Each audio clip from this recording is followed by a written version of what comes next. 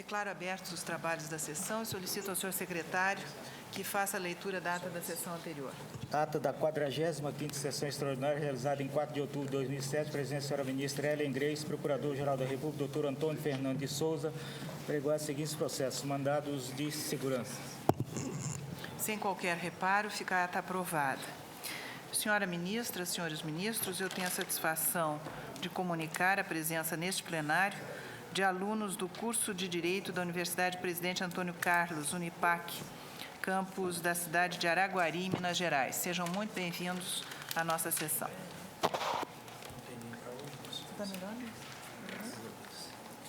Chama a julgamento, sendo relator o ministro Joaquim Barbosa, a extradição número 932, requerente o governo da Itália, extraditando Corso Domenico Pantaleo.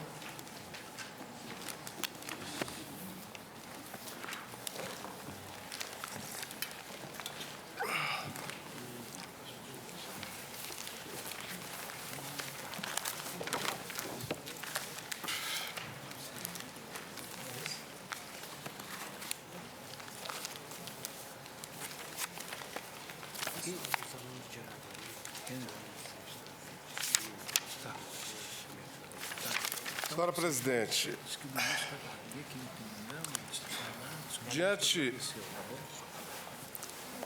eu informo que essa já é a terceira vez que eu trago essa extradição a julgamento. A primeira ocorreu em fevereiro de 2006. Diante das ponderações trazidas pelo ministro Carlos Brito na última sessão, quanto à inviabilidade de se conceder o pedido de extradição formulado pelo governo da Itália, porquanto o extraditando padece de esquizofrenia paranoide e o tratado bilateral existente entre Brasil e Itália não albergaria tal possibilidade, eu indiquei adiamento para melhor examinar a matéria. Eu adianto que eu vou manter o meu voto nessa questão, devo ficar vencidos, mas eu vou reafirmar o voto que já proferi nas duas últimas sessões. Apenas para recapitular o voto que eu proferi no início deste julgamento, eu recordo que a solicitação do governo da Itália contempla 2 pedidos. O primeiro, encaminhado através da via diplomática por meio da nota verbal número 160 de 2004, tem por fundamento 2 mandados de prisão expedidos pela autoridade competente da Itália, resultantes de 2 processos criminais instaurados contra o extraditando naquele país. Já o pedido complementar, encaminhado através da nota verbal número 2002 de 2004, tem como fundamento uma sentença penal condenatória transitada em julgado no país de origem.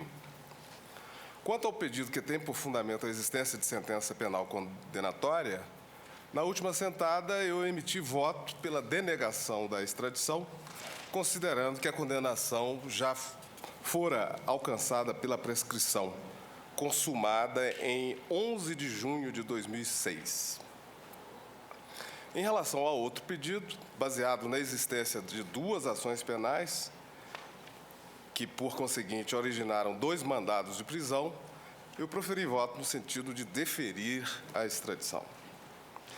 O ministro Carlos Brito entendeu que o tratado bilateral, aspas, não cuidou da possibilidade de extradição executória para o cumprimento de medida de segurança, mas somente para o efetivo cumprimento de pena, fecha aspas. Contudo, eu peço vênia ao ilustre ministro Carlos Brito para manter o entendimento que firmei da outra vez. Em primeiro lugar, o extraditando não responde a processo no Brasil. Portanto, o indeferimento do pedido significa que ele será posto em liberdade, apesar da insanidade atual declarada e a despeito dos crimes pelos quais deveria responder no Estado requerente. Isto porque ele é processado apenas na Itália, não no Brasil. Foi, aliás, o que se afirmou na extradição número 553 da relatoria do ministro Galotti, quando Sua Excelência sustentou o seguinte, aspas, não pode o tribunal substituir-se à justiça do Estado requerente nessa deliberação subjetiva, assim como não pode substituí-lo na imposição de medida de segurança obrigatória para a declaração de inimputabilidade. Naquela ocasião, o ministro Moreira Alves assim se pronunciou, aspas, a inimputabilidade não retira do fato seu caráter de crime e a nossa lei só impede que haja extradição quando o fato não for tido como crime, no Brasil ou no Estado requerente. Mais do que isso, senhor presidente, há precedente recentíssimo deste tribunal em que foi deferido o pedido de extradição à unanimidade de extraditando que estava cumprindo medida de segurança no Brasil. Eu leio a ementa deste precedente julgado em março deste ano, da relatoria do ministro Marco Aurélio. Extradição, deferimento, atendendo o pedido de extradição, os requisitos da Lei número 6.815, impõe-se a concessão. Deferida a extradição e estando o extraditando cumprindo medida de segurança no Brasil ante ato diverso do envolvido no processo em exame, a respectiva entrega ao Estado requerente fica a critério do Presidente da República. Fecha aspas.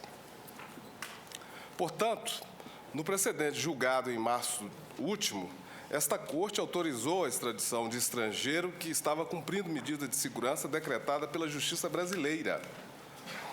As condições pessoais do extraditando eram, portanto, as mesmas do atual extraditando. Eu não vejo razão para negar a extradição no caso ora em julgamento, se o único dado objetivo é que, neste caso, a medida de segurança, o único dado distintivo é que, neste caso, a medida de segurança foi decretada pelo Estado requerente e não pela Justiça do Brasil. Aliás, é de se ressaltar um dado importante. O simples fato de o extraditando ser atualmente inimputável não significa que, por ocasião do julgamento dos fatos na Itália, ele ainda padecerá da doença que hoje lhe acomete.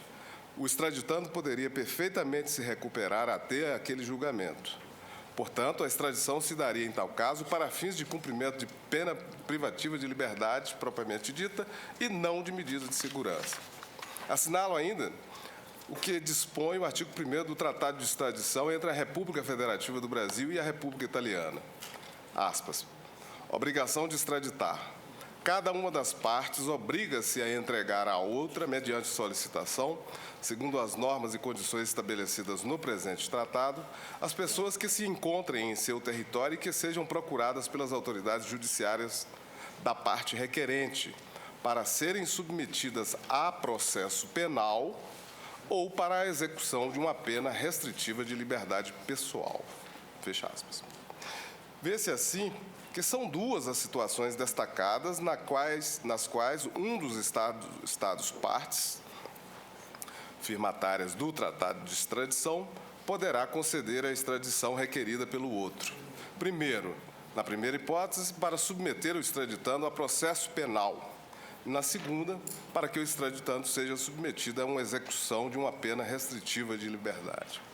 Assim, quando o pedido é realizado para processar criminalmente o extraditando, hipótese de uma das situações contempladas neste processo, não cabe a este tribunal, a meu ver, e com a devida vênia dos que pensam em sentido contrário, fazer qualquer análise quanto ao resultado de eventual condenação, quer a uma pena, quer a uma medida de segurança que venha a ser decretada pelo Estado requerente. Este exame só tem cabimento se a extradição for requerida para fins de execução penal, hipótese em que, pelo tratado, somente pode ser deferida para cumprimento de pena restritiva de liberdade.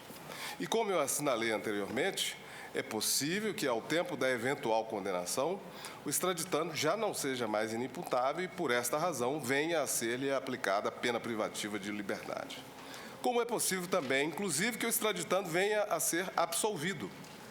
Este é o risco que se corre em todo o deferimento de pedido de extradição para fins para que o extraditando responda a processo no país de origem. Ressalto ainda que, a meu sentir, outra solução afetaria a esfera de soberania do Estado requerente, onde o extraditando deve ser julgado. Se o pedido é para processar criminalmente alguém, como previsto e permitido em tratado bilateral, não faz sentido essa Corte emitir pronunciamento sobre eventual pena que o extraditando irá cumprir, pena que pode, inclusive, nem vir a ser aplicada, se, por exemplo, o juízo for absolutório. Outro ponto que me parece que merece destaque é o seguinte: o laudo pericial não atestou que, à época dos fatos, o extraditando já padecia de esquizofrenia. E o artigo 26 do Código Penal dispõe que é isento de pena o agente que, por doença mental ou desenvolvimento mental incompleto ou retardado, era, ao tempo da ação ou da omissão, inteiramente incapaz de entender o caráter ilícito do fato ou de determinar-se de acordo com esse entendimento. Portanto, o melhor exame a respeito do fato somente poderá ser realizado no próprio local em que o extraditando viveu desde a sua infância até a fase adulta, na Itália, portanto, com investigação de sua vida pregressa e dos antecedentes familiares. O laudo pericial que instruiu estes autos, portanto, constitui-se apenas num ponto de partida para que as autoridades judiciais italianas competentes decidam o rumo dos processos criminais lá instaurados contra o extraditando. Reitero o que já referi quando da leitura do meu voto no ano passado, que todos os precedentes dessa Corte são uníssonos em afirmar que eventual análise quanto à inimputabilidade do extraditando é tema que deve ser suscitado na ação penal originária, como, aliás, bem destacou a eminente subprocuradora-geral da República, doutora Cláudia Sampaio Marques, que oficiou nesse feito. Sustentou ela, aspas, a imputabilidade do agente é matéria afeta a culpabilidade, sem influência, consequentemente, na tipicidade do delito. E impedir a extradição por este motivo seria julgar com base em circunstâncias não previstas em nossa legislação. Ademais, a conclusão do laudo não retira a faculdade de livre convencimento do julgador, uma vez que a legislação processual penal assegura-lhe liberdade para apreciação de provas. Caberá ao juiz criminal acolher ou não o resultado do exame, o que traz à tona, ao presente caso, mais uma vez, a impossibilidade de análise do pleito por essa Corte. Outrosim, o exame da matéria traria outra grave questão, que diz respeito à periculosidade do extraditando, pois o laudo, em resposta aos quesitos formulados, indica que o extraditando não apresenta necessariamente periculosidade decorrente de doença mental, bem como não esclarece o termo inicial do transtorno mental. Tampouco há como se inferir o grau de comprometimento das funções cognitivas e volitivas da personalidade do extraditando, o que seria determinante para o tipo de sanção a que o mesmo deva ser submetido.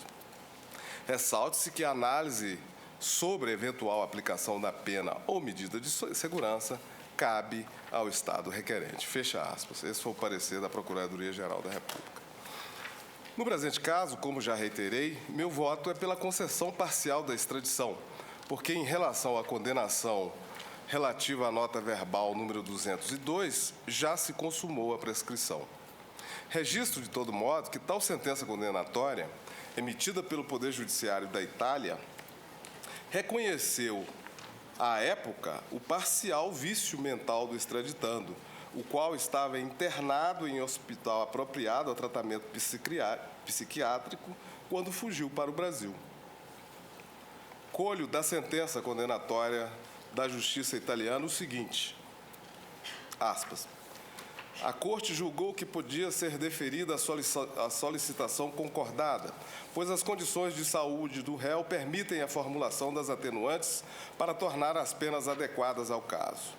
Deve ser reconhecido o parcial vício mental pois o acusado cometeu o fato numa época em que estava submetido ao regime de liberdade vigiada, após o hospital psiquiátrico de Reggio Emília ter-lhe dado alta e, na época, tinha sido reconhecido doente mental num outro processo. Perante essas avaliações, independentemente de laudos ad hoc, a Corte julgou que, no momento dos fatos, Corso se encontrava num tal estado patológico, tanto que alterava, nos termos do artigo 89 do Código Penal, o processo intelectual e volitivo sobre a capacidade de entender e de querer. Visto o artigo 695 do Código de Processo Penal, reformando a sentença do Tribunal de Roma, em data de 11 de junho de 1993, recorrida por Corso Domênico e julgando prevalentes as atenuantes genéricas e parcial vício mental, determina a pena em 6 anos de reclusão e multa de 6 milhões de liras.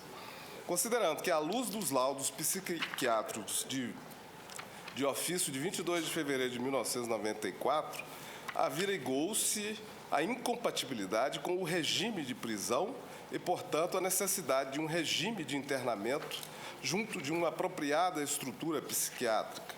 Concede a prisão, albergue, no Hospital San Filippo Neri de Roma, dotado de estruturas especialísticas, com a reserva da adoção de medidas alternativas após a comunicação da direção sanitária sobre o estado de saúde do réu.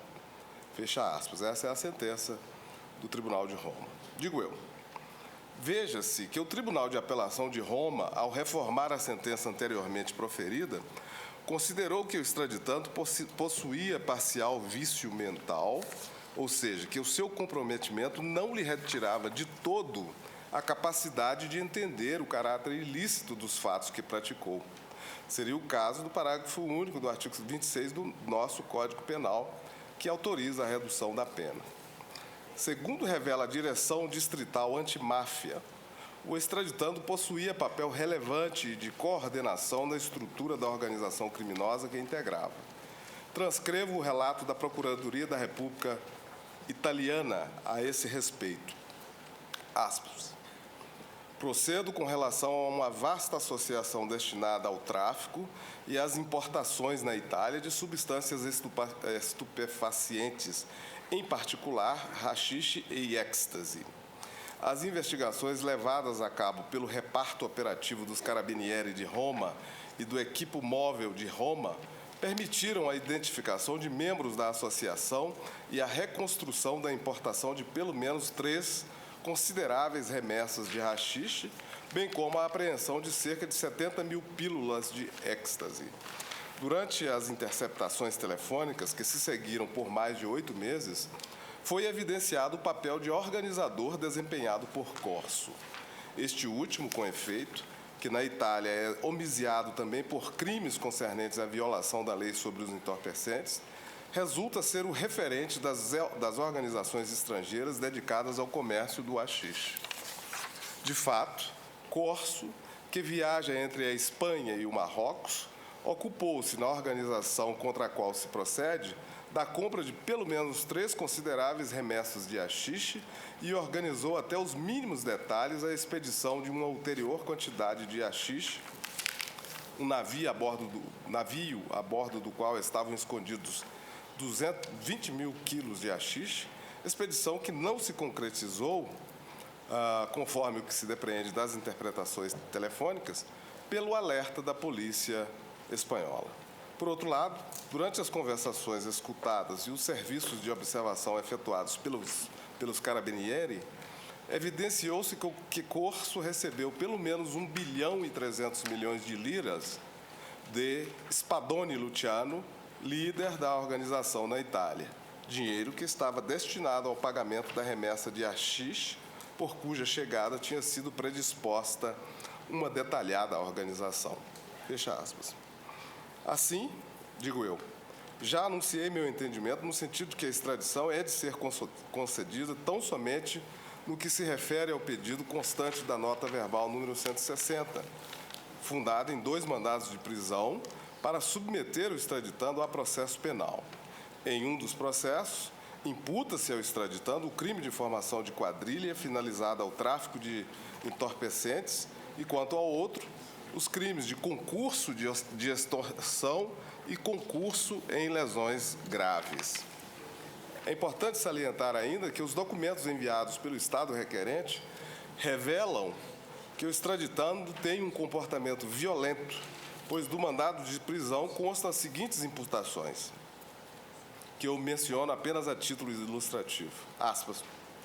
Com relação aos crimes de Spadoni Luciano, Casetta Vincenzo, Corso Domenico Pantaleão, que é o extraditando, Fiorentino Giuseppe, Marinelli Emanuele, pelo crime previsto e punido pelos artigos 110, 629, 1 e 2, parágrafos com relação ao artigo 628, porque, agindo em coautoria entre eles, com violência que consistiu em bater nele repetidamente, em provocar-lhe as lesões descritas no item seguinte e também ameaçá-lo, utilizando para este fim uma serra a motor. Obrigaram Delutti a Alessandro a lhes pagar consideráveis quantias de dinheiro como pagamento das dívidas contraídas pela compra de substâncias estupefacientes, procurando-se assim um injusto proveito com prejuízo de Delutti. Pelo crime previsto e punido nos artigos tais, porque, agindo em coautoria entre eles, para cometerem o crime com as modalidades indicadas no item precedente, provocaram a Delutti Alessandro lesões pessoais e, mais exatamente, a fratura da falange de um dedo da mão direita.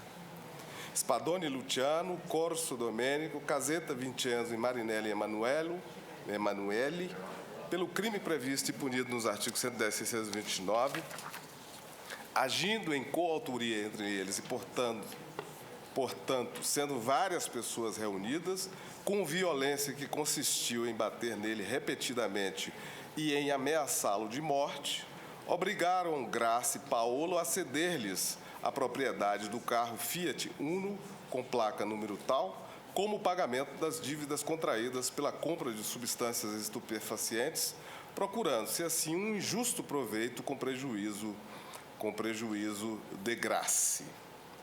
Mais adiante, as ameaças consistiram em afirmar que, se não pagassem, iriam para a loja de ferramenta por eles administrada para pegar toda a mercadoria, destruindo o resto, bem como em bater tanto em Rossi Alexio como em Rossi Dino.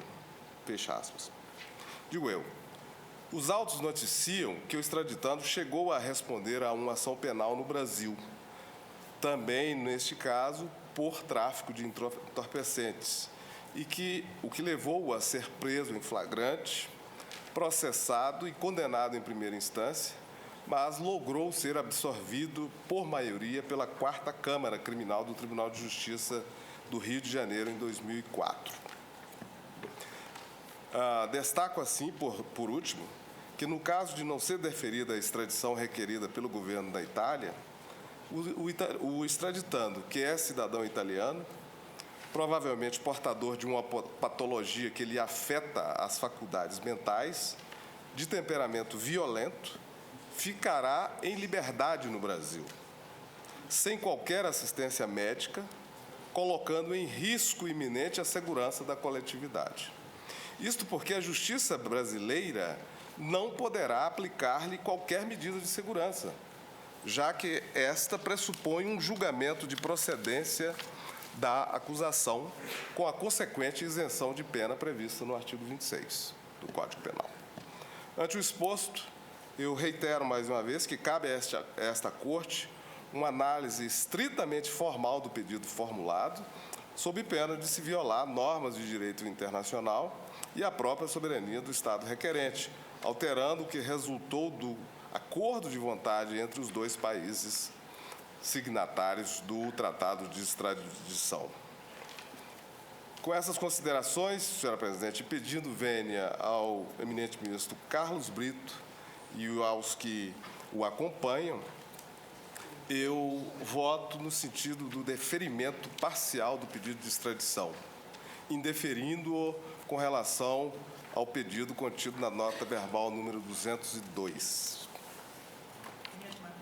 Presidente, quando o ministro relator prolatou o voto, acompanhei, segundo registrado na papeleta, a Sua Excelência, entendendo que cabia o deferimento da extradição. Nós tivemos, creio, o pedido de vista do ministro Carlos Aires Brito, e Sua Excelência trouxe à baila o fato de o tratado não contemplar essa sanção penal, a natureza jurídica de sanção penal, que é a medida de segurança. Indaga-se, para se ter em si o deferimento da extradição, é indispensável o título condenatório? Não. Basta que, na origem, haja persecução criminal com a existência de um mandado de prisão. Que é o caso. Tem contra si o extraditando as seguintes acusações: lesão corporal de natureza grave, e aí a assimetria, considerada a figura típica do 129, parágrafo 1º do Código Penal brasileiro. Extorsão, temos o 158. Roubo, 157. Associação criminal para o tráfico. Nós temos o artigo 14, na regência, considerada a época, da Lei 6.368, 76. Tráfico de entorpecentes, artigo 12 da Lei 6.368, 76. Ora, se respaldaria o deferimento da extradição a simples acusação, o que se dirá quando pendente essa mesma acusação e já se tem uma sanção penal na origem, ou seja, a medida de segurança? Com maior razão, há de se caminhar para o deferimento, nesse caso, da extradição. Reafirmo o voto que proferi, pedindo vênia ao ministro Carlos Aires Brito, e o relator recordou precedentes do próprio tribunal, deferindo extradição quando existente apenas medida de segurança contra o extraditando e não uma pena privativa da liberdade, já que, repito, basta para se caminhar para o deferimento da extradição a simples acusação, havendo simetria e não se tendo óbice da prescrição, né, e a existência na origem de um mandado de prisão. Acompanho Sua Excelência. Ministro Carlos Brito. Voto de mérito, que eu não cheguei a fazer na última sentada, porque na última sentada apenas decidimos sobre a preliminar e consideramos a preliminar prejudicada. A anotação já adiantava voto pelo indeferimento, né? Mas eu não li o voto. Não é longo, não. Eu vou fazer, na medida do possível, um resumo. Certamente nós agora já acompanharemos Vossa Excelência. O tratado de extradição entre a República Federativa do Brasil e a República Italiana é expresso, né, no disciplinar extradição para fins de submissão ao processo penal ou de execução de pena restritiva de liberdade pessoal. Eu vou ler o artigo 1º do tratado. Aspas. Cada uma das partes obriga-se a entregar a outra, mediante solicitação, segundo as normas e condições estabelecidas no presente tratado, as pessoas que se encontrem em seu território e que sejam procuradas pelas autoridades judiciárias da parte requerente. Agora, eu ponho em negrito, para serem submetidas a processo penal ou para a execução de uma pena restritiva de liberdade pessoal. Fecho aspas. Vê-se, portanto, que o tratado firmado entre Brasil e Itália não cuidou da possibilidade de extradição executória para o cumprimento de medida de segurança, mas somente para o efetivo cumprimento da pena. Pelo que não cabe a este Supremo Tribunal Federal, é como penso, interpretá-lo extensivamente em desfavor do extraditando, dado que se trata de matéria penal. Vossa Excelência me permite, o relator ressaltou bem, se recuperada a condição a responder ao processo penal, o processo penal terá curso. Assim, inimputável mas à é- época do pois fato. é. Não, mas não é época do fato, foi posteriormente. Não, não. Há dois laudos. Nós nem sabemos se essa inimputabilidade dele é uma inimputabilidade permanente. Pode ter sido uma inimputabilidade temporária. Ele está sendo processado.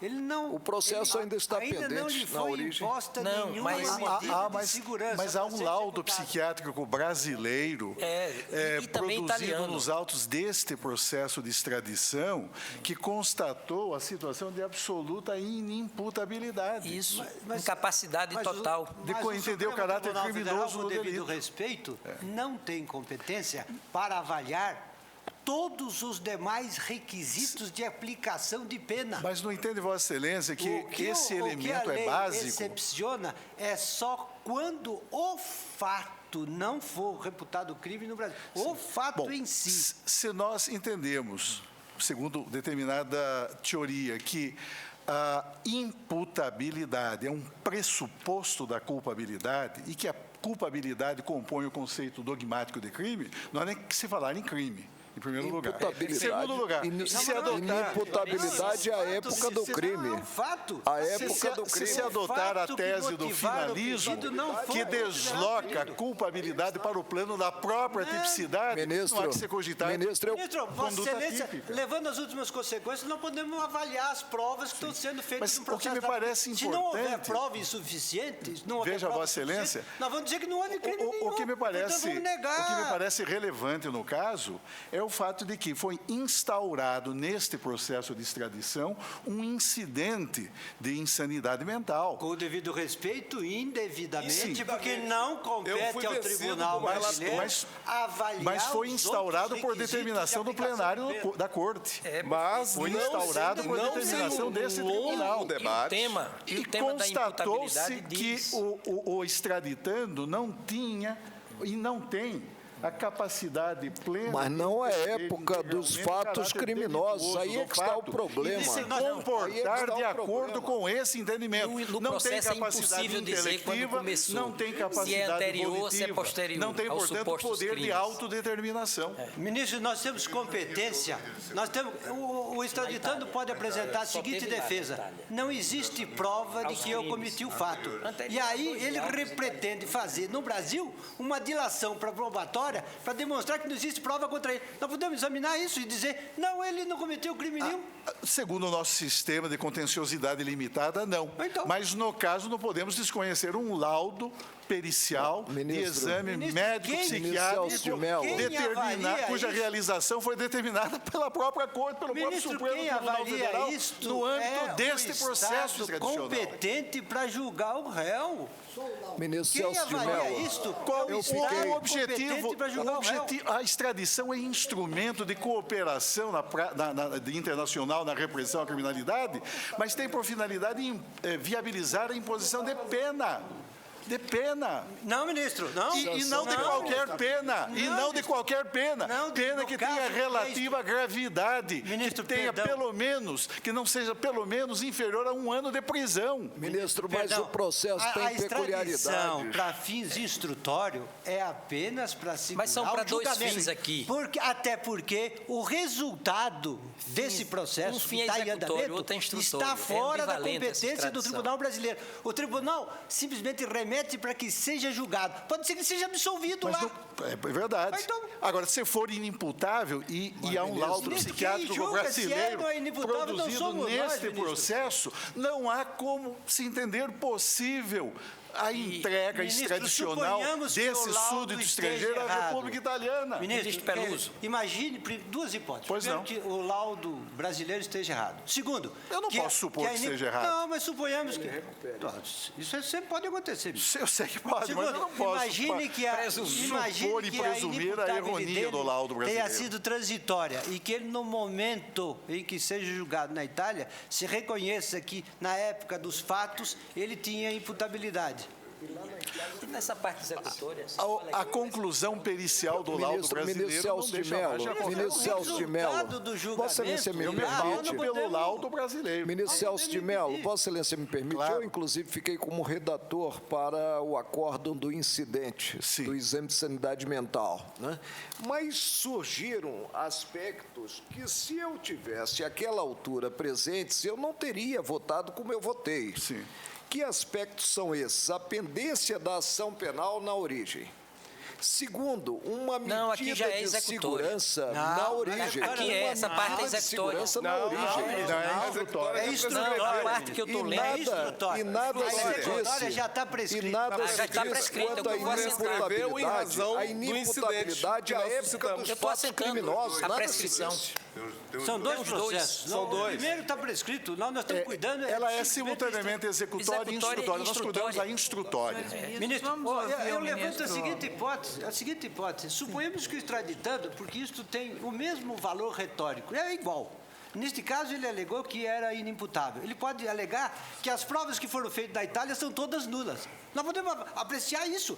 Se as provas são nulas, nós não podemos entregar ninguém para ser julgado com base em prova nula, segundo o nosso juízo de nulidade.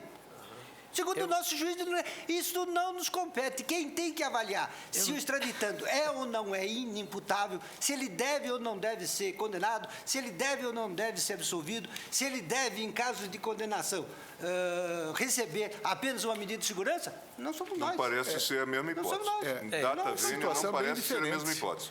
Data vênia não parece ser a Eu vou mesma prosseguir, né, hipótese. porque somos são... nós. Ministro Carlos Brito, Eu vou Vossa Excelência tem prosseguir a no palavra. voto. Eu estou ainda enfrentando o pedido de extradição na sua dimensão executória. Depois eu enfrentarei na dimensão instrutória.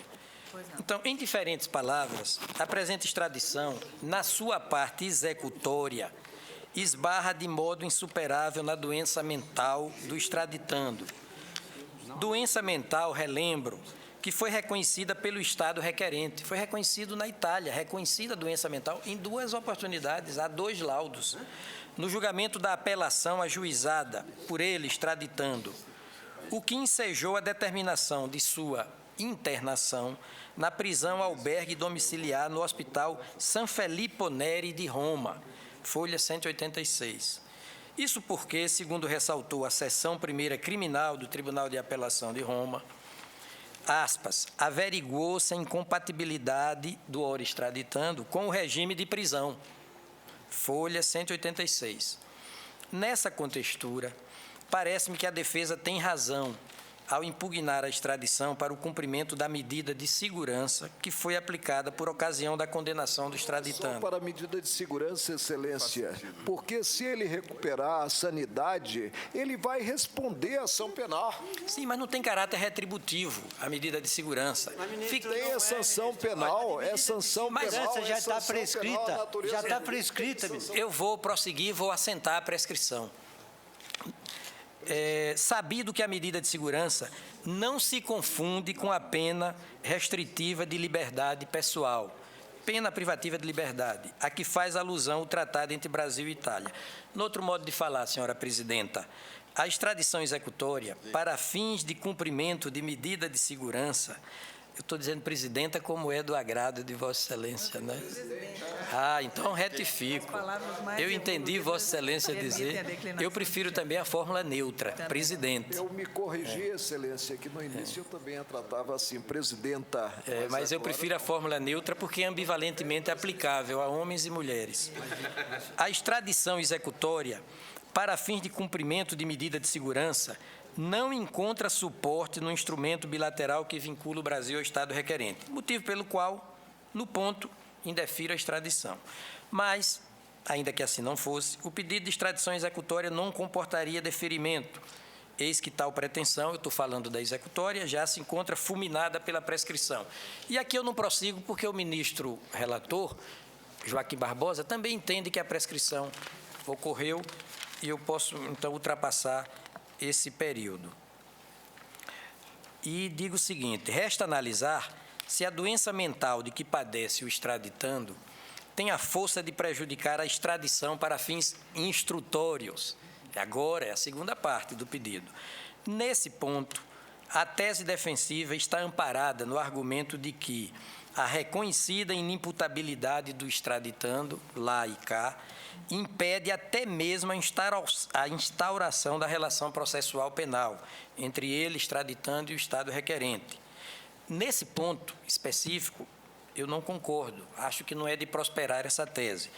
A aplicação das medidas de segurança, pressupõe, ela mesma a aplicação, o devido processamento da pretensão punitiva estatal. Dito de outro modo, a medida de segurança só pode derivar de uma relação processual estabelecida entre as partes, acusado e acusador. Relação que será validada pela figura do curador. Sobre mais, nos termos da legislação brasileira e italiana, o curso do processo penal ficará suspenso durante o período de realização do exame de insanidade mental e no caso de superveniência de doença mental até que o acusado se restabeleça. Sendo assim, a afirmação de que o Estado requerente não pode processar o extraditando não tem a força de impedir o deferimento do pedido extradicional.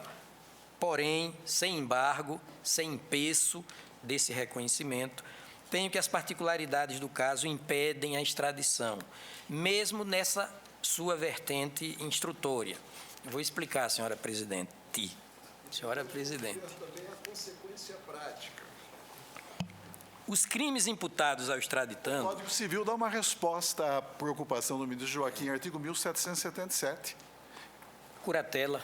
Não a curatela Não é? apenas, mas a Mas a possibilidade, até internação... por iniciativa do Ministério Público de Determinação Judicial, de internação e estabelecimento apropriado. Nós tivemos um caso na primeira turma em que a medida de segurança já se projetava por mais de 30 anos. Não. Por mais de 30 anos. E nós concedemos o habeas. E já foi requerida a interdição pela companheira dele aqui no Brasil. Eis um fato novo, já foi requerida Já foi a interdição. requerida. Na legislação brasileira, para fato típico em Não, mas é matéria países, civil, são pode ser aspectos menor civis. que Não, matéria outro civil. país, e nem por isso não é Aqui no Absolutamente Brasil, a interdição estranhos foi às requerida. finalidades do processo extradicional. Bem, explico. Os crimes imputados ao extraditando foram supostamente praticados nos anos de 1999 e 2000. Isto é, depois do reconhecimento pelo Estado requerente do doentio quadro mental de Corso Domenico Pentaleo e, por conseguinte, do reconhecimento da impossibilidade de submetê-lo ao sistema prisional comum.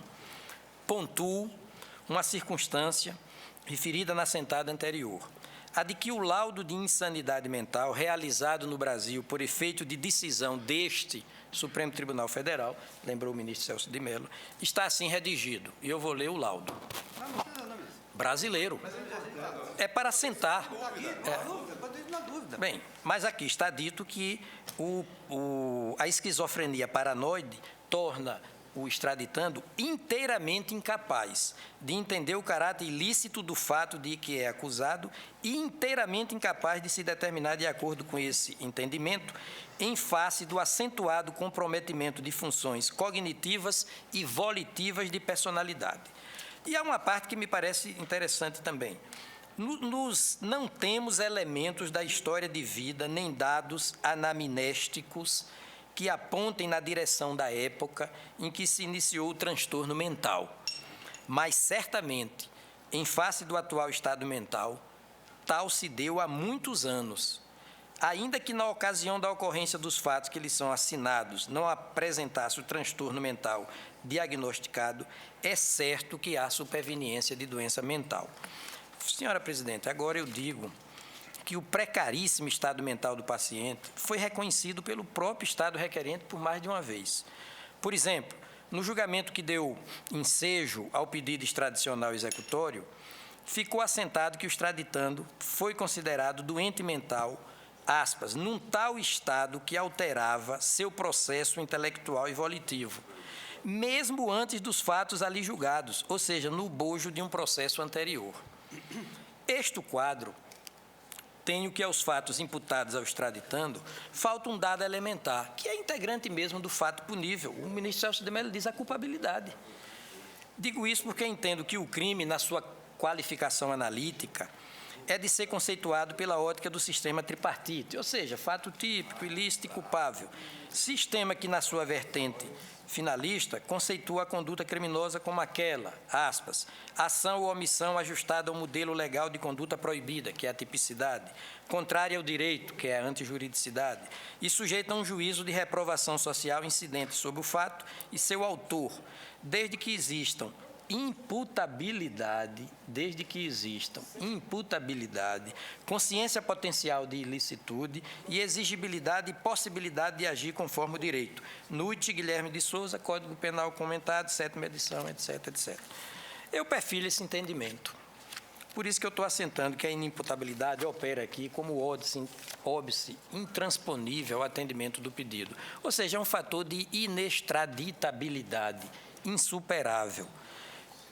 Eu acolho essa tese no âmbito do princípio da dignidade da pessoa humana, porque não podemos deixar de imbricar o tema da inimputabilidade com o princípio constitucional da dignidade da pessoa humana. E digo o seguinte, a culpabilidade, antes de ser pressuposto da pena, é pressuposto do próprio agir estatal punitivo. No outro falar, tenho que o conceito tripartite de crime está em sintonia com o espectro constitucional de proteção do indivíduo, que, no caso, é uma proteção à liberdade de locomoção. E, colocada assim a questão, tenho que a inimputabilidade do extraditando constitui mesmo óbice intransponível ao pedido de extradição.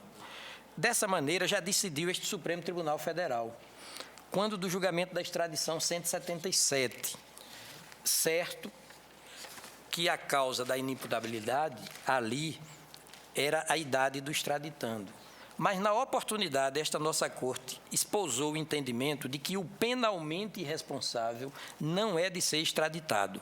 Ministro, em caso de menor, a lei brasileira não considera crime, considera como infração. Sim, mas eu estou dizendo que, na oportunidade, não é, nós esposamos o entendimento, nós não, porque não foi da nossa época, de que o penalmente irresponsável não é de ser extraditado. Até porque os ministros de então entenderam assim, aspas, se não se admite a extradição daquele a cuja infração a lei brasileira comina a pena de infração inferior a 1 ano, com muito maior razão deverá ser a extradição negada, quando ao tempo do delito o extraditando era penalmente irresponsável. Fecho aspas. Trecho do voto condutor do acordo da lavra do ministro Hahnemann Guimarães. Senhora Presidente, senhores ministros, senhor Procurador-Geral da República, por todo o exposto, eu também peço todas as vênias de estilo e de sobreestilo ao ministro Fachin Barbosa, mas indefiro nessa parte o pedido extradicional. Ministro Menezes de Direito. Queria saber se eu voto, porque eu vi pelo material que o ministro Pertence participou. Mas não votou. Mas não votou. Não votou. Fez indagação judicial. Então, vamos lá. Senhora Ministra Presidente, realmente a questão como está posta, ela sugere muita controvérsia. Eu tenho entendido que, pelos precedentes da Corte, antigos precedentes, como este que foi mencionado pelo ministro Carlos Aires, realmente havia o entendimento, naquela época fixado, de que aquele que era penalmente inimputável não podia merecer a extradição. É o precedente que o ministro Carlos Aires acaba de nos indicar. É evidente que naquele quadro tratava-se de um menor e, portanto, se qualificava a ausência do crime no momento do crime praticado. Nesse caso, o que se verifica é que há um diagnóstico que não é novo, é pelo menos de 1994, em que a justiça italiana recomendou a internação psiquiátrica, considerando que não era caso, naquela oportunidade, da prisão tradicional.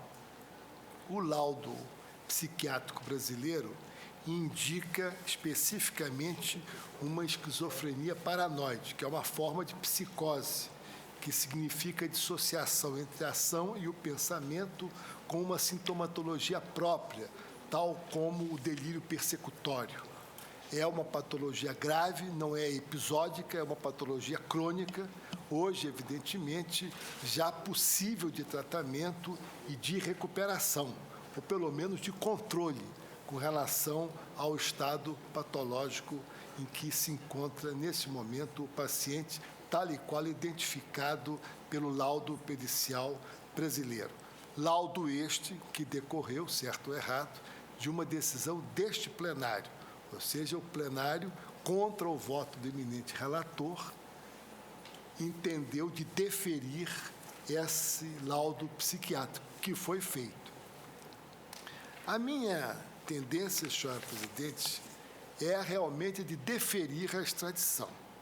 Eu entendo que, como já havia, naquele momento em que ele saiu da Itália e veio homiziar-se no Brasil, a identificação da patologia, e como o laudo brasileiro não indica se no momento em que o crime foi praticado ele estava padecendo da esquizofrenia paranoide, o laudo brasileiro é expresso com relação a isso. Na última página do laudo tem essa afirmação do médico, diga-se um médico de reconhecido valor, o Dr. Miguel Chalub, psiquiatra com obras publicadas e trabalhos científicos publicados, indica a impossibilidade, pelo menos com os elementos disponíveis, de precisar o momento em que a patologia surgiu. Ora, nessa circunstância, com a devida vênia do belíssimo voto proferido pelo ministro Carlos Aires, parece a mim que não há óbice ao pedido de extradição, porque os cuidados que ter-se-ia de ter com relação a essa patologia já estavam previstos na Itália, e se não pode afirmar com absoluta certeza de que no momento em que o crime foi praticado, ele já era portador desta patologia. É claro, eu vou só concluir, eu ouvirei vocês com o maior prazer. É claro que disse o ministro Celso de Mello, com a cuidade de sempre, que o direito positivo brasileiro agasalha uma solução prática possível, que é do artigo 1777, que dá vazão à curatela prevista no artigo 1767 do Código Civil. Ouço Vossa Excelência com entusiasmo. Não, é que o fato, o laudo italiano anterior é de 1994. E os fatos imputados ao ora extraditando é de 99 e 2000. Na verdade, já houve essa constatação, portanto, na Itália, antes mesmo. Só que... Sim, portanto, claro. Por favor. Não, só para completar o raciocínio, se Vossa Excelência me permitir. Só que o laudo brasileiro não dá essa identificação. E os elementos que constam nos autos com relação à identificação da patologia lá na Itália não identifica essa patologia como esquizofrenia paranoide, que é incapacitante, porque é uma dissociação entre a ação e o pensamento, com delírios persecutórios, alucinações, etc. Então, a meu sentir, diante dos elementos disponíveis, eu não encontro, pelo menos na minha perspectiva, o óbice que foi visualizado pelo ministro Carlos Aires Brito e também pelo ministro Celso de Mello. Essa é a razão pela qual, pedindo vênia ao belíssimo voto do ministro Carlos Aires, eu vou acompanhar o voto do ministro Joaquim Barbosa. Ministra Carmen Lúcia.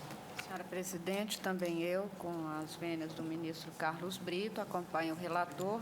Acho que a competência do Supremo Tribunal Federal está limitada, tal como foi bem posto pelo ministro Joaquim Barbosa, e não me impressiona a alegação do princípio da dignidade da pessoa humana, que também é prevista na Constituição italiana e que, portanto, haverá de ser respeitada. Eu acompanho o relator com as vênias.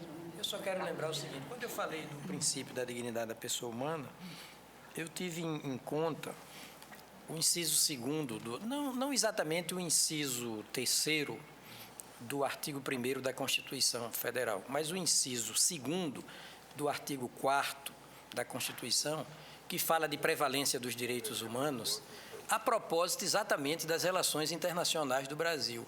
E me causa espécie submeter uma pessoa incapaz de se autodeterminar, incapaz de compreender o significado dos seus atos, a uma extradição, a uma medida de tutela dele mesmo, ministro, além de tutela da sociedade.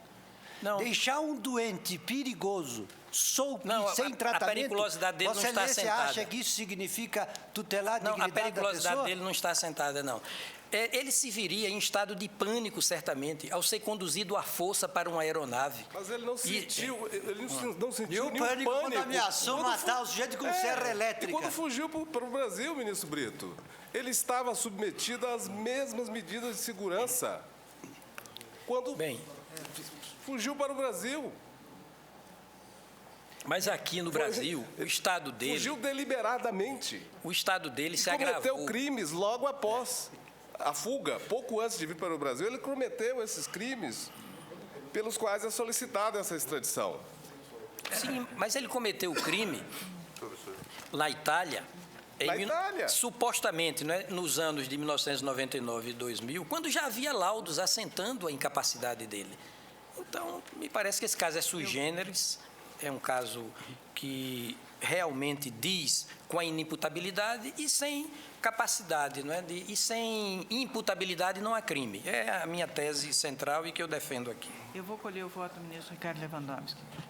Senhor presidente, eu ouvi com atenção um brilhante voto do eminente ministro Carlos Aires Brito, sempre preocupado em examinar não apenas a Constituição, como também a legislação infraconstitucional à luz do princípio fundante da dignidade humana, da dignidade da pessoa humana, mas eu vou pedir vênia à Sua Excelência para discordar respeitosamente, acompanhar o eminente ministro Joaquim Barbosa, e o faço pelos seguintes motivos que eu enuncio sucintamente. Para mim, a inimputabilidade não retira do fato o seu caráter de crime. O que ocorre com o inimputável? Ele apenas fica isento da pena que é prevista no Código Penal. No entanto, ele fica sujeito a uma medida de segurança e a maioria dos doutrinadores em matéria de direito penal dão à medida de segurança o caráter, a natureza de sanção penal. Tanto é assim que essa natureza é agasalhada no artigo 96 e 97 do Código Penal e também no artigo 171 da Lei de Execução Penal. Eu tive a oportunidade de dar uma examinada aqui no processo, verifico que o processo está formalmente em ordem, o Estado requerente é competente para proceder ao julgamento do crime, há tratado de extradição entre o Brasil e a Itália. De outra parte, os delitos que são imputados ao extraditando encontram a dupla tipicidade, a pena máxima é superior a 1 ano e, finalmente, naquele crime para o qual, ou com relação ao qual, ou os crimes com relação aos quais se defere a extradição, não estão prescritos. Portanto, senhor presidente, com a devida vênia, eu acompanho o eminente ministro Joaquim Barbosa. Ministro Eros Grau. Senhor presidente, eu vou também pedir vênia ao ministro Carlos Brito para acompanhar o relator. Sucintamente, a mim parece que ser ou não ser o caso de imposição de uma medida de segurança, essa é matéria da competência do Estado requerente, assim como é da sua competência também a análise do mérito da questão. Eu temo, às vezes, evidente que a alusão ao princípio da dignidade da pessoa humana, feita pelo ministro Carlos Brito, que é um homem extremamente sensível, tocado pelo que diz respeito à humanidade, mas eu temo, às vezes, que a gente faça um mau uso do princípio. Sem absolutamente querer contestar, eu diria que o princípio da dignidade abrange a todos os seres humanos, inclusive aqueles que são protegidos quando o Estado impõe a alguém que ameace a sociedade uma medida de segurança. Portanto, eu tenho que ver a dignidade da pessoa humana em termos muito mais amplos, do todo social, sobretudo aqueles que são os desprivilegiados na escala social. É a esses, basicamente, que se dirige, no meu modo de ver, o princípio da dignidade da pessoa humana. Eles é que devem ter a sua dignidade preservada, construída até na nossa sociedade. Porque eu peço vênia para acompanhar o relator. Ministro César Peluso. Senhor presidente, também vou pedir vênia ao eminente ministro Carlos Brito e, ao que parece, antecipadamente aos ministros Gilmar Mendes e Celso de Mello. Vou acompanhar o eminente relator, senhor presidente. Em primeiro lugar, assentando o seguinte. O fato de nós estarmos a conjecturar a respeito da impossibilidade de submissão a um processo penal por alguém que, segundo um laudo de um processo anterior na Itália ou de um laudo produzido aqui no Brasil, seria inimputável, equivaleria para mim a fazer um juízo de que a Itália, o Estado italiano, está cometendo uma ilegalidade escandalosa. Nós estaríamos diante de um caso em que o Estado italiano está deduzindo um pedido absurdo do ponto de vista jurídico e escandaloso, porque nenhum país civilizado pode iniciar um processo crime contra alguém que ele mesmo, Estado civilizado, reconheceu como inimputável. Vossa Excelência me permite? Pois não? Nós já discutimos no Supremo Tribunal Federal, e nós, a Corte historicamente considerada, casos em que se considerava se a Corte Constitucional Italiana seria juízo natural para fins de extradição. Não há nenhum demérito ou nenhuma ofensa nesse tipo de análise. Uma decisão do Supremo Tribunal Federal, por escassa maioria, 6-5, em que o Supremo entendeu que a Corte Constitucional Italiana, naquele caso, envolvendo um Ovidio, eu esqueci o sobrenome dele, envolvido naquele escândalo Lockheed na Itália, quer dizer, por 6-5, portanto, houve 5 votos vencidos nesta Corte, votos vencidos que consideravam a Corte Constitucional um juízo de exceção. Portanto, quer dizer, essas postulações tradicionais, muitas vezes oriundas de estados... O que confirma que o tribunal reconheceria que a Itália está praticando um absurdo. É isso que eu estou dizendo.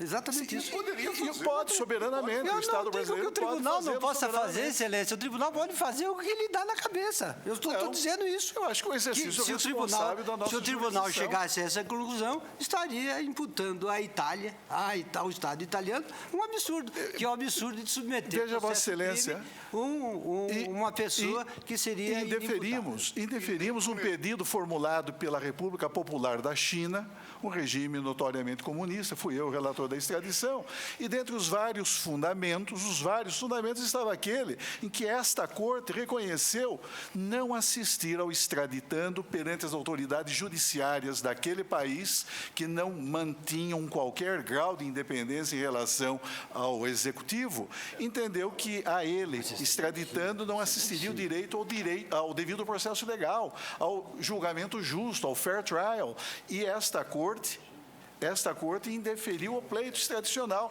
entendendo que a estrutura judiciária da República Popular da China não se ajustava ao modelo democrático que prevalece no Brasil e em outros estados de formação política liberal. Portanto, o tribunal, quando age e decide, ele o faz no desempenho da própria soberania do Estado brasileiro, sem que isso daí represente um juízo de censura ao Estado requerente. A despeito de tudo isto, eu diria que este não é um negócio, mas é um caso da China, que não tem nada a ver com o caso aqui. Mas, enfim, isso é uma observação preliminar que não é fundamental no meu raciocínio. Eu só estou evocando aqui a possibilidade de um julgamento desse poder de ser traduzido como um juízo de valor desse nível.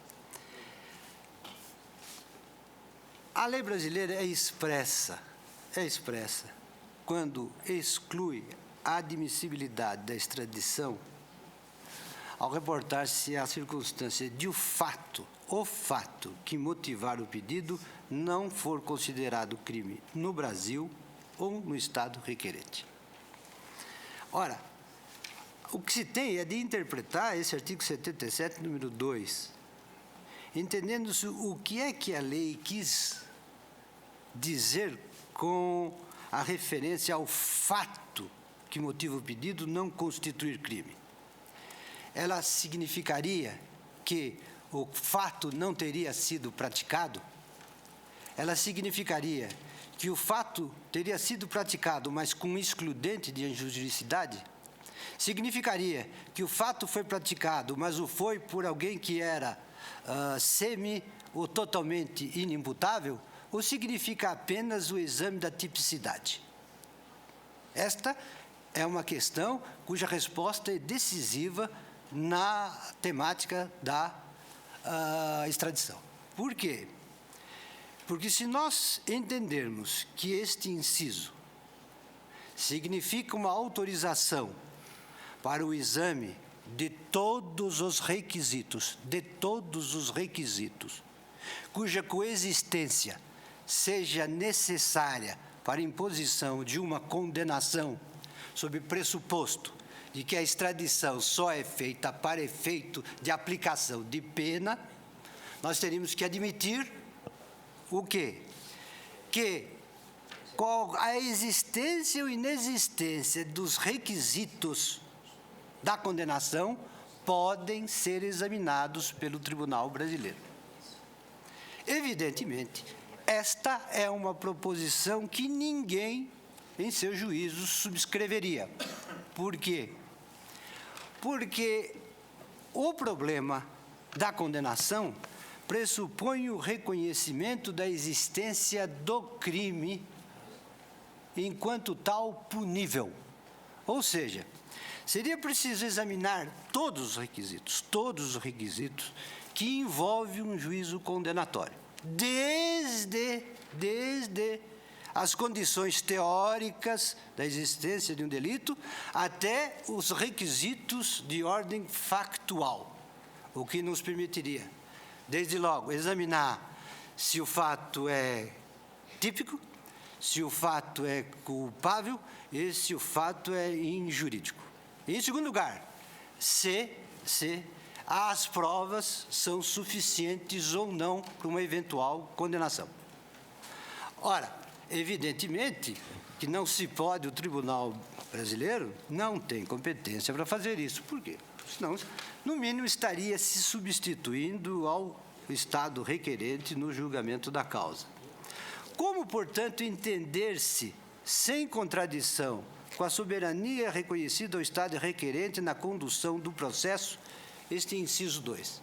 Evidentemente, só pode referir-se à questão da tipicidade. Este tribunal, é verdade, já reconheceu em uma oportunidade o eminente ministro Carlos Brito, a ela fez referência, que quando o ato é cometido por menor, este tribunal tem negado, e a meu ver tem negado com razão os pedidos de extradição, porque segundo a nossa lei, o ato cometido por menor absolutamente incapaz não é considerado crime. Tem outra qualificação no Estatuto da Criança e do Adolescente. A questão da menoridade, porém, não tem nada a ver com a questão dos exames, dos requisitos da existência do crime. Por quê? Porque, se tratasse de questão diferente, a imputabilidade deveria ser examinada também em relação à injuridicidade. Porque o crime não é apenas o fato típico, quanto à sua existência, não é apenas o fato típico, mas é o fato culpável e o fato injurídico. Se o tribunal está autorizado a examinar, segundo as suas próprias provas, que ele faça, como o fez neste caso, determinando um incidente de insanidade, se o agente é ou não é, era ou não era imputável à data do fato, ele também está ipso facto autorizado, porque se trata de requisitos da mesma grandeza e da mesma qualidade, examinar se o fato foi praticado ou não com excludente de injuridicidade. Não há nada que distingua a questão do exame da imputabilidade da questão do requisito da injuridicidade. Que diferença há? Neste caso, o que há é pura e simplesmente uma diferença, vamos dizer, factual ou histórica. Por quê? Porque se alega que no Estado requerente há um laudo que reconheceu a imputabilidade. Se houvesse no Estado requerente, com prova nos autos, algum elemento que inculcasse a hipótese de legítima defesa, de estado de necessidade ou de qualquer outro excludente de juridicidade, o Supremo Tribunal estaria autorizado a reconhecê-la sob pretexto de que o fato não constitui crime? Um fato praticado em legítima defesa, um fato típico praticado em estado de legítima defesa, não constitui crime. Assim como um fato praticado por quem era inimputável à data desse mesmo fato, não constitui crime. Não constitui crime no seguinte que não pode ser reconhecida a existência do crime para efeito de condenação. Não, porém, para o efeito do alcance do requisito do artigo 77, número 2, que diz apenas quando o fato em si, isto é, do ponto de vista da sua tipicidade, não corresponde a um delito. Em outras palavras, a competência desta Corte só pode limitar-se a reconhecer a questão da dupla tipicidade. Só quando o fato perante a lei brasileira ou perante a lei do Estado requerente não constitua fato típico é que se pode negar a extradição. Não, porém, quando, para negar a possibilidade do reconhecimento da existência da prática de um crime, se tenha que fazer ou observar ou examinar ou avaliar as provas, sejam elas produzidas aqui ou no Estado requerente, coisa que não altera a questão teórica posta, que é uma questão teórica, não é uma questão de fato de saber se a prova foi produzida aqui ou se foi produzida no Estado requerente. Por que é que me parece com o devido respeito, esta interpretação correta do artigo 77, número 2? É porque, de outro modo, perde toda a racionalidade desta norma e perde toda a racionalidade do pedido de extradição. Porque nós deixamos de reconhecer a soberania do Estado requerente no exame, no curso de um processo legal e devido, da existência dos requisitos necessários para uma condenação. Nós avocamos para nós a competência para examinar se existe ou não existe os requisitos de condenação, o que justificaria e autorizaria este tribunal fazer até uma dilação probatória pré-constituída para efeito de avaliar se o processo na Itália foi ou não foi bem iniciado, se há ou não há elemento de prova. Ou melhor, nós poderíamos até, porque basta levar isto às últimas consequências, examinar se haveria ou não haveria elementos anteriores à ação que justificasse o oferecimento de denúncia contra o extraditando. Ora, isto está em absoluta incompatibilidade com toda a racionalidade jurídica da extradição, do processo de extradição. Em segundo lugar, e como consequência, este tribunal não tem competência não apenas para examinar a questão da ilicitude ou de excludente de ilicitude, a excludente de juridicidade, como não o tem para examinar a excludente de culpabilidade, que tem o mesmo nível, não são diferentes. Do ponto de vista da análise da existência ou de existência de crime, esses requisitos não têm nenhuma diferença, nem dogmática, nem do ponto de vista de relevância prática, porque ambos podem excluir a aplicação de pena. Ora, muito bem. Se vai ser ou não vai ser aplicada uma medida de segurança, é um resultado do processo que não está no alcance do juízo deste tribunal.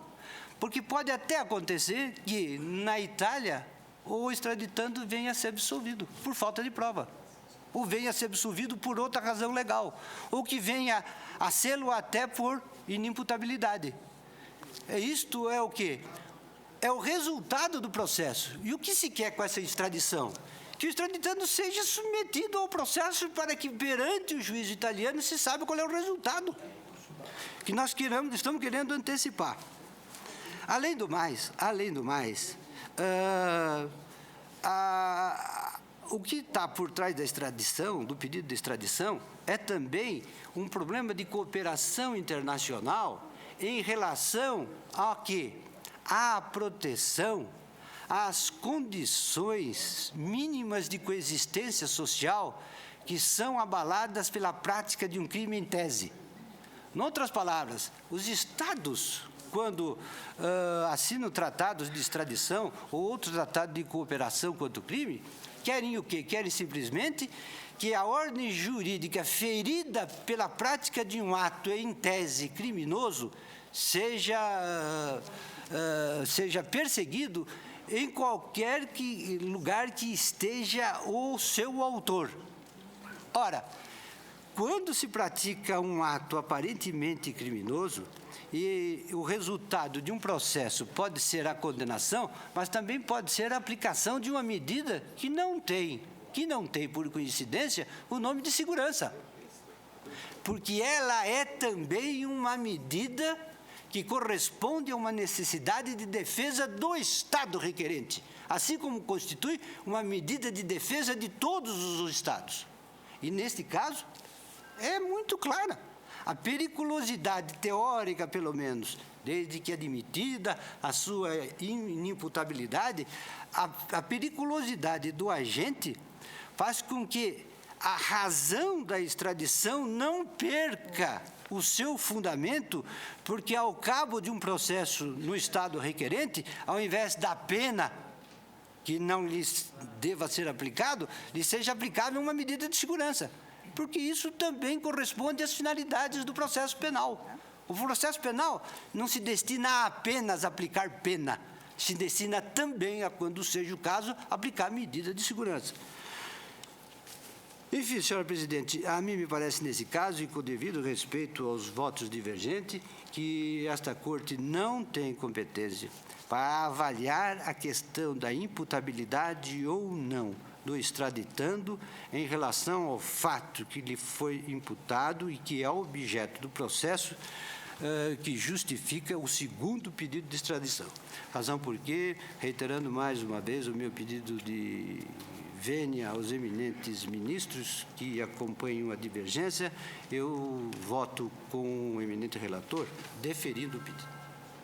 Em parte. Nos termos em que o faz o eminente relator. Ministro Gilmar. Senhora presidente, parece que este já é o verdadeiro processo de Kafka, porque, de fato, a Corte, que agora diz que não pode examinar esse fato, determinou que se fizesse esse incidente. O que mostra, na verdade, uma contradição aberta quanto a esse procedimento.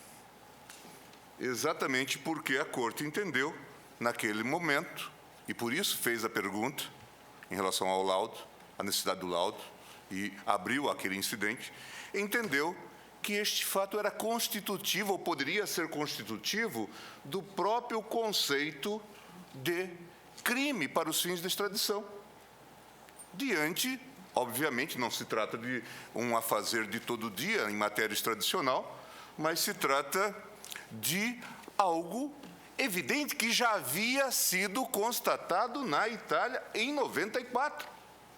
E tanto é que o laudo, que foi provocado por esta Corte, neste incidente, é bom que se diga, constatou exatamente esse quadro de absoluta inimputabilidade. Portanto, parece que é bom que se diga que, neste caso, a Corte entendeu de romper, sim, com esse regime de contenciosidade limitada do processo de extradição, tendo em vista a gravidade da questão que se levantava. Se vai trilhar depois outros caminhos, é bom que se diga, mas foi assim que a Corte entendeu quando determinou a instauração daquele incidente quanto à questão da imputabilidade ou da inimputabilidade. Era possível, como nós já abrimos diligências nesse regime de contenciosidade limitada para aferir inúmeras questões.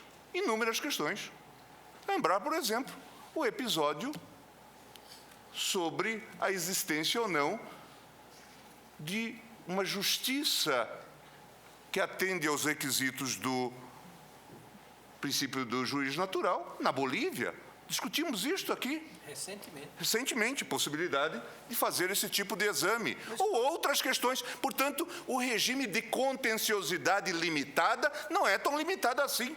para que a Corte cumpra a sua função num Estado de Direito. É evidente que a Corte não vai banalizar esse tipo de exame e o próprio critério para satisfazer as exigências do ministro Eros, o critério de razoabilidade, vai nos dar o norte para realmente não, a cada incidente suscitado, nós deferirmos essa provocação. Mas, no caso específico, não se tratava de uma provocação banal. Tanto é que o extraditando já fora examinado na Itália em 1994 e se constatara que havia perturbação quanto ao elemento da imputabilidade. Agora, o laudo brasileiro diz que são fatos muito provavelmente remotos, que muito provavelmente alcança o período em que os fatos foram praticados. Logo, isto integra o próprio conceito. Isso seria suficiente, como demonstrou o eminente relator, para encaminhar a manifestação no sentido do indeferimento da extradição. Mas há mais. É que se extradita para que se possa aplicar pena. Para que se possa aplicar pena. E essa é outra questão. O primeiro argumento já seria decisivo. Não se tem nenhuma dúvida que se trata de um inimputável, os elementos dos autos, e foi a Corte que provocou isto, no regime de contenciosidade limitada. Sugerindo, portanto, que, verificada a inimputabilidade, haveria de negar a extradição. Do contrário, estamos a fazer procedimentos inúteis. Mas há esse segundo aspecto, é para aplicar pena. Não se pode aplicar pena no caso.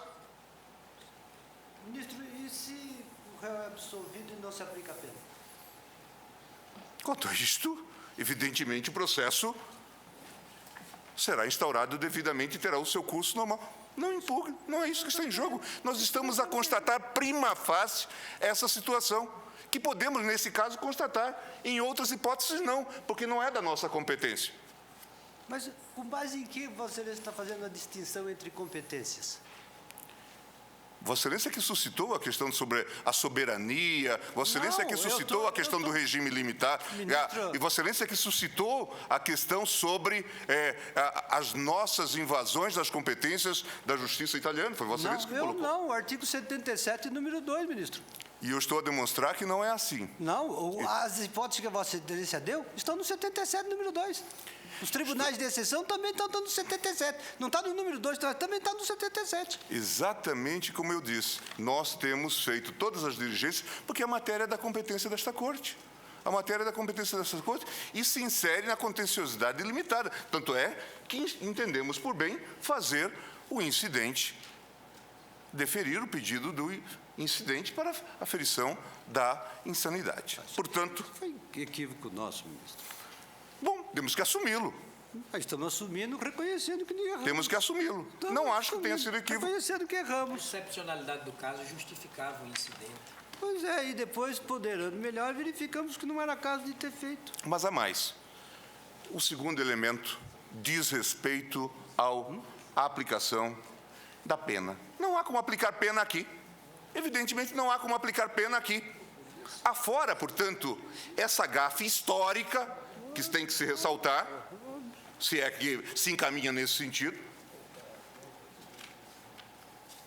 Afora, portanto, essa gafe histórica, nós temos agora esse outro elemento. Não há como aplicar a pena. Como deferir a extradição neste caso? Senhora Presidente, portanto, com essas brevíssimas considerações, eu acompanho o eminente relator, estando absolutamente convencido de que o eminente ministro Carlos Brito, estando convencido de que esta é a posição adequada, correta, no contexto da jurisdição constitucional brasileira. Presidente, Pois não, ministro. apenas porque puxei a votação no sentido de proceder-se ao exame de sanidade mental devo apresentar uma justificativa que, en passant, eu apresentei no voto. Àquela altura, eu não tive presente que, na Itália, já havia uma sanção penal. Uma sanção penal formalizada, medida de segurança. Uma coisa é não se ter na origem essa sanção penal e vir-se a buscar o deferimento da extradição no Supremo para persecução criminal e aí realizar-se no Brasil o exame de sanidade mental. Eu concluiria indeferindo, se atestada a insanidade e inimputabilidade, indeferindo a extradição. Algo totalmente diverso é o quadro retratado neste processo, em que, havendo uma ação penal que não chegou à decisão definitiva na Itália, foi imposta ao extraditando uma medida de segurança. O que eu não posso agora, nesse contexto, sem uma interpretação conjunta, chegar a uma conclusão que inviabilize a observância dessa medida e obstaculize o deferimento da extradição para que, uma vez recuperada a sanidade, venha ele a responder à ação penal, que ficou sobrestada na origem. E simplesmente implementar no Brasil uma solução, já que aqui não poderemos impor a medida de segurança como sanção penal, uma solução que implique a liberdade, ou quem sabe a internação do extraditando às custas do governo brasileiro em uma clínica. E mais que isso, se vocês me permitem, só para a ponderação da Corte, nós abriríamos o seguinte precedente: toda vez que o extraditando arguir a sua própria insanidade, o tribunal se veria na contingência forçosa de abrir um exame de insanidade para verificar se ele é ou não é imputável. Eu ainda admitiria a feitura, mas não nesse caso em que já há na origem. Era mais um motivo para nós não abrirmos. É mais um motivo para não ter sido aberto o incidente de sanidade. Se já havia. Se já havia, sim. Ministro Celso de Mello, por voto, Vossa Excelência. Senhora Presidente, eu peço vênia ao eminente ministro relator e aos ilustres juízes que acompanham Sua Excelência para votar pelo indeferimento desse pedido extradicional na linha do outro pronunciamento do eminente ministro Carlos Aires Brito. Sabemos todos, e aqui já foi salientado, que a extradição constitui um instrumento de cooperação internacional na repressão à criminalidade comum.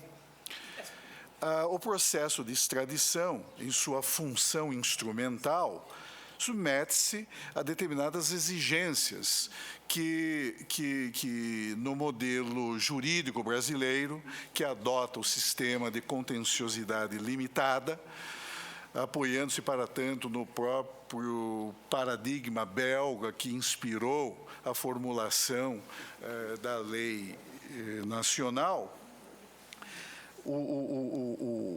essa função instrumental deve observar, portanto, no contexto do modelo extradicional brasileiro, determinados requisitos, que aqui já foram lembrados pelo eminente ministro César Peluso e pelos ilustres ministros também da Corte.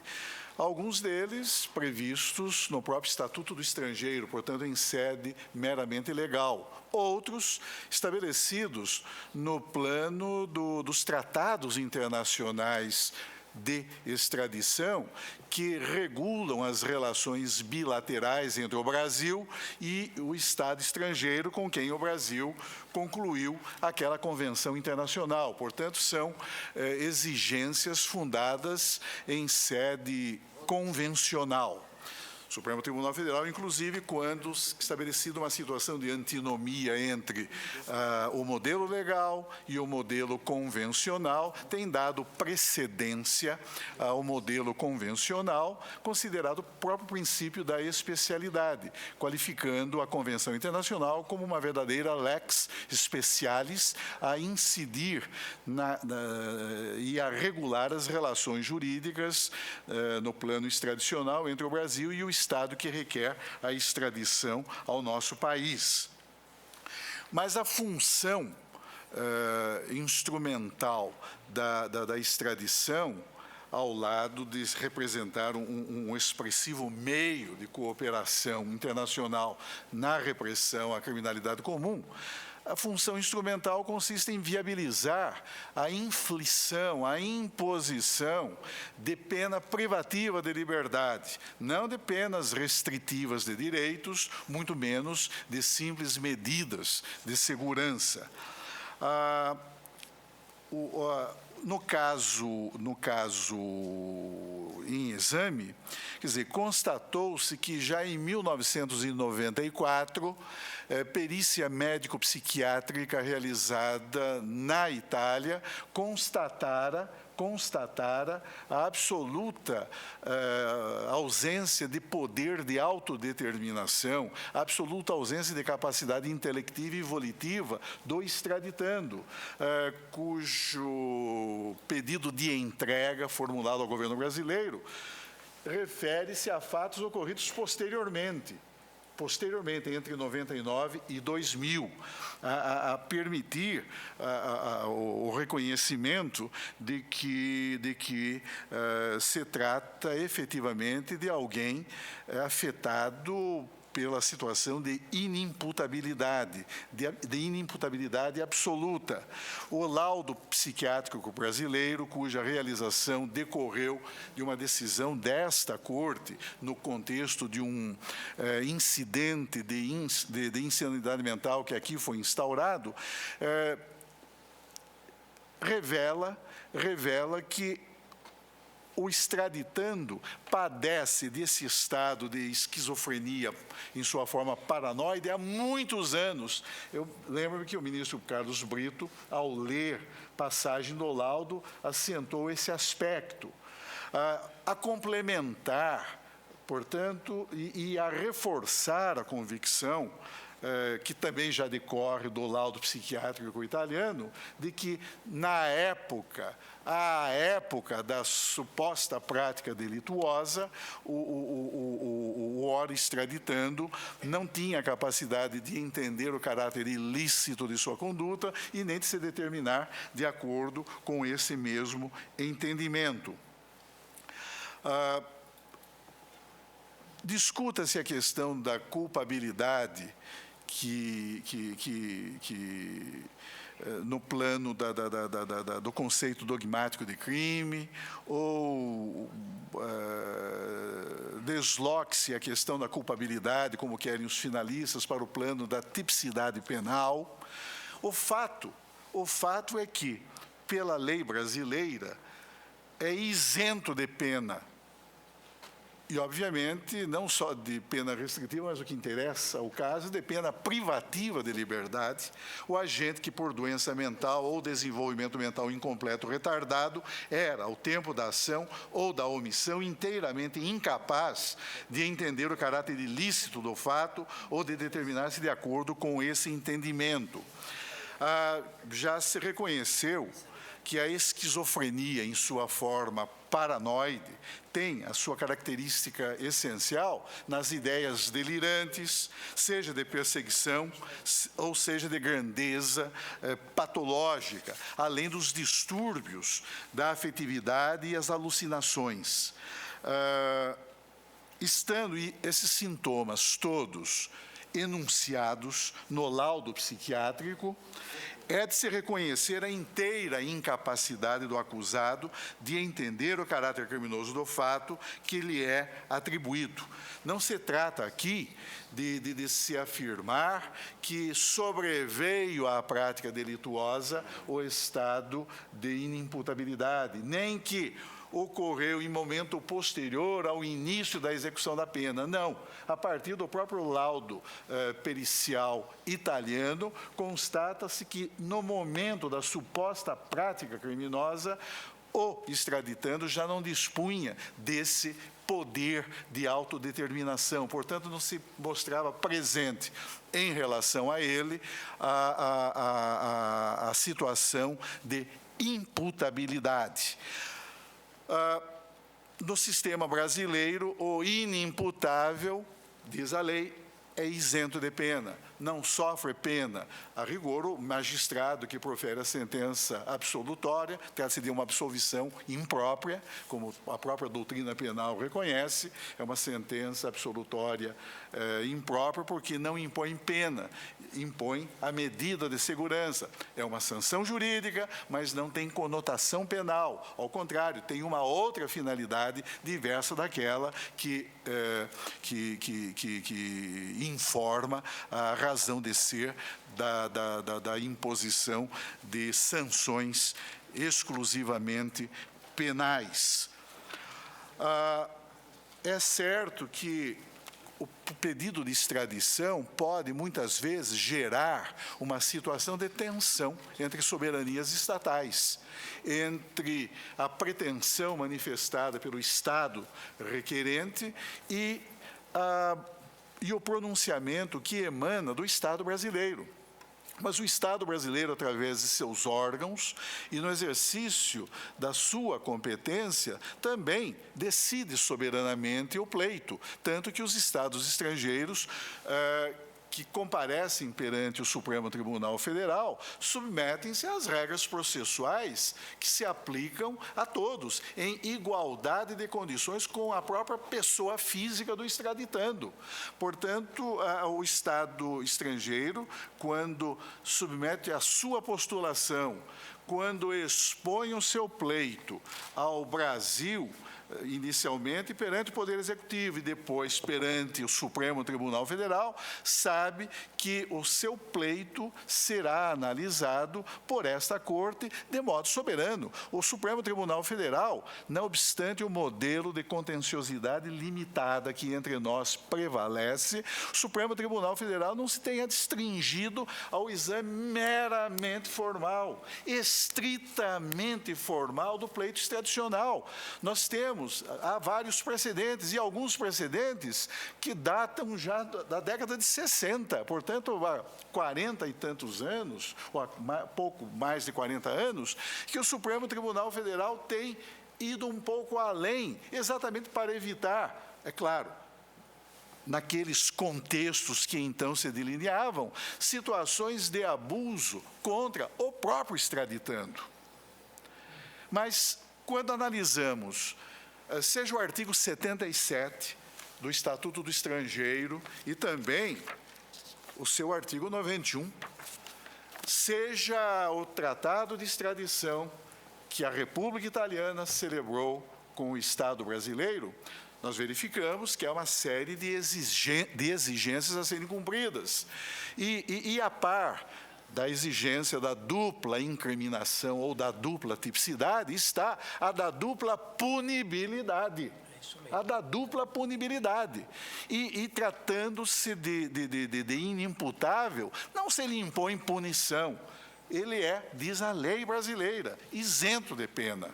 E a função instrumental do processo de extradição dirige-se à viabilização da aplicação por parte do Estado requerente de uma pena, mas de uma pena privativa de liberdade. E uma pena privativa de liberdade que, no caso, como entendo que bem demonstrou o eminente ministro Carlos Brito, revela-se inviável. Por isso, senhora presidente, considerando que esta própria Corte entendeu necessária a instauração de um incidente de insanidade mental no caso presente, por reconhecer a necessidade de dispor de mais elementos em torno deste aspecto que é básico, consistente no reconhecimento ou não do poder de autodeterminação do extraditando à época da suposta prática delituosa, e tendo em vista que não se pode deferir pedido de extradição para a execução pura e simples, por parte do Estado estrangeiro, quer de penas restritivas de direitos, porém não privativas da liberdade, ou de medidas de segurança. Então, senhora presidente, com todo respeito, eu indefiro o pedido, acompanhando o douto voto proferido pelos eminentes ministros, os doutos votos proferidos pelos eminentes ministros Carlos Aires Brito e Gilmar Mendes. Proclamo o resultado. O tribunal, por maioria, deferiu em parte o pedido extradicional nos termos do voto do relator.